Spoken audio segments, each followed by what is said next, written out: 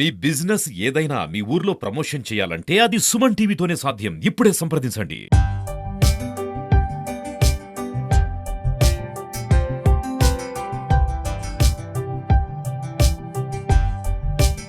బాబు జగజీవన్ రామ్ అమర హై బాబు జగజీవన్ రావు వర్దిల్లాలి బాబు జగజీవన్ రావు ఆలోచన విధానం వర్దిల్లాలి బాబు జగజీవన్ రావు గారి యొక్క ఆలోచన విధానం అంబేద్కర్ ఆలోచన విధానం అమర హై జగజీవన్ రామ్ అమర హై జగజీవన్ రామ్. బాబు జగజీవన్ రావు గారి యొక్క 38వ వర్ధంతిని ఈరోజు మన చెక్కపల్లి గ్రామంలో మరి బ్రహ్మాండంగా మన గౌరవనీయులు వేములవాడ శాసనసభ్యులు ఆదిశీనన్న మరి ప్రభుత్వ విప్ గారి వారి చేతుల మీదుగా ఈరోజు వారి యొక్క వర్ధంతి జరుపుకోవడం జరిగింది. ఇట్టి కార్యక్రమంలో దాదాపు రూరల్ మండలానికి సంబంధించినటువంటి మరి కాంగ్రెస్ పార్టీ నాయకులు, కాంగ్రెస్ పార్టీ కుటుంబ సభ్యులందరూ కూడా పెద్ద మొత్తంలో హాజరు కావడం జరిగింది. మరి ఈ రూరల్ మండల్లో ఎక్కడ కూడా బాబు జగజీవనరావు గారి యొక్క విగ్రహం ఎక్కడ కూడా లేదు.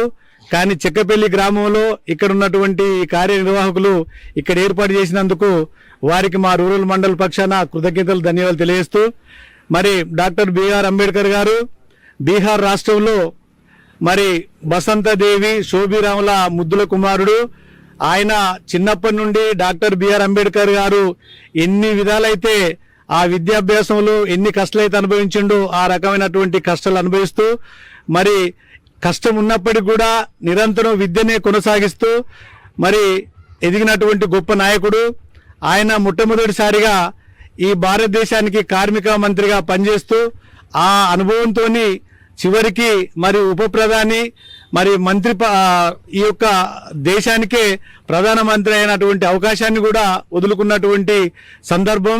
కాబట్టి ఆ మహానీయుడు ఆయన చేసినటువంటి సేవలు ఈరోజు దేశవ్యాప్తంగా ఆయన వర్ధంతిని కానీ జయంతులు కానీ జరుపుకోవడం అనేది ఆ గొప్ప త్యాగ ధనుడైనటువంటి ఆ యొక్క జగజీవనరావు గారి యొక్క జయంతి మరి ఈరోజు అందరం కూడా జరుపుకుంటున్నాం.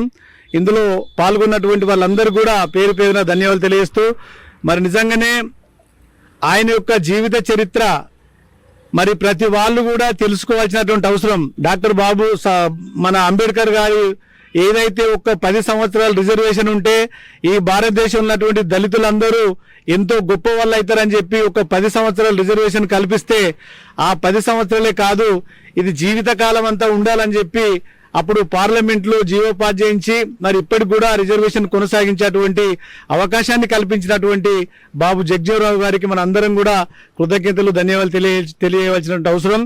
కాబట్టి ఆ మహానీయుల యొక్క జయంతి మనము వర్ధంతులు కానీ జయంతులను కానీ అందరం కూడా అంటే అగ్రవర్ణాలకు సంబంధించినటువంటి వాళ్ళకే వారి జీవిత చరిత్ర పూర్తిగా తెలుస్తున్నటువంటి పరిస్థితి. కానీ వారు కల్పించినటువంటి రిజర్వేషన్ అనుభవిస్తున్నటువంటి వాళ్ళుగా మనం ఇప్పటికి కూడా వారి జీవిత చరిత్రలు మనం చదువుతలేము.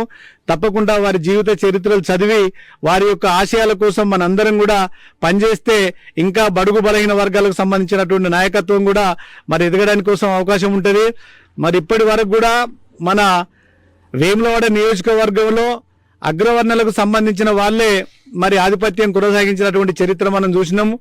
ఈ సంవత్సరము బడుగు బలహీన వర్గాలకు సంబంధించినటువంటి గౌరవనీయులు మన వేములవాడ శాసనసభ్యులు మన ప్రభుత్వ విప్ అయినటువంటి ఆదిశీనన్న గారు గెలువగానే ఆయన జయంతిని ఆయన వర్ధంతిని ఆయన చేతులారా జరిపినందుకు మరి వారికి మన కాంగ్రెస్ పార్టీ పక్షాన అందరం కూడా కృతజ్ఞతలు, ధన్యవాదాలు తెలియజేస్తూ జై జగజీవన్ రావు, జై జగజీవన్ రావు, అమర హాయ్ జగజీవన్ రామ్, అమర హాయ్ జగజీవన్ రామ్.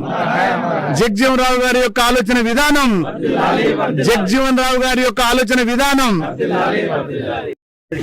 ఈరోజు బాబు జగజీవన్ రావు 38వ వర్ధంతిని వేములవాడ రూరల్ మండలం చెక్కపల్లి గ్రామంలో అతి ఘనంగా నిర్వహించడం జరిగినది. ముందుగా నిర్వహించిన నిర్వాహకులకు మరియు అంబేద్కర్ యువజన సంఘ సభ్యులకు అందరికీ పేరు పేరున కృతజ్ఞతలు తెలియజేస్తూ, ఇట్టి కార్యక్రమంలో మన వేములవాడ ఎమ్మెల్యే ప్రభుత్వ విప్ ఆది శ్రీనివాస్ గారు పాల్గొని విజయవంతం చేయడం జరిగింది. అదేవిధంగా వేములవాడ రూరల్ మండలం కాంగ్రెస్ పార్టీ గ్రామస్థాయి నాయకులు, మండల స్థాయి నాయకులు అందరూ పాల్గొని విజయవంతం చేశారు. ఈ మహనీయుల వర్ధంతులు జయంతులు ఒక పాఠ్యపుస్తకంలో చేర్చవలసిందిగా నేను ప్రభుత్వాన్ని కోరుచున్నాను. ఎందుకంటే ఈ దేశానికి రెండు కళ్ళు, ఒకరు బాబాసాహెబ్ అంబేద్కర్ అయితే రెండవది బాబు జగజీవన్ రావు గారు ఈ దేశ చట్టాలు చేయడంలో కానీ ఈ ఎస్సీ ఎస్టీ రిజర్వేషన్ తేవడంలో కానీ వీరిద్దరు ముఖ్య భూమిక పోషించి ఈ దేశానికి చట్టాలు తయారు చేయబడినది. దానికి ఇలాంటి మేధావుల జయంతులు కానీ వర్ధంతులను కానీ ప్రభుత్వం ఘనంగా నిర్వహించాలి. మరియు అదేవిధంగా వీళ్ళ జీవిత చరిత్రను పాఠ్యపుస్తకాల్లో చేర్స్తే భవిష్యత్తు పిల్లలకు వీళ్ళు పడ్డ కష్టాలు కావచ్చు, వీళ్ళు చేసిన ప్రజలకు అందించిన విషయాలను కూడా భావి భారత పౌరులు నేర్చుకుంటారని తెలియజేస్తున్నాను.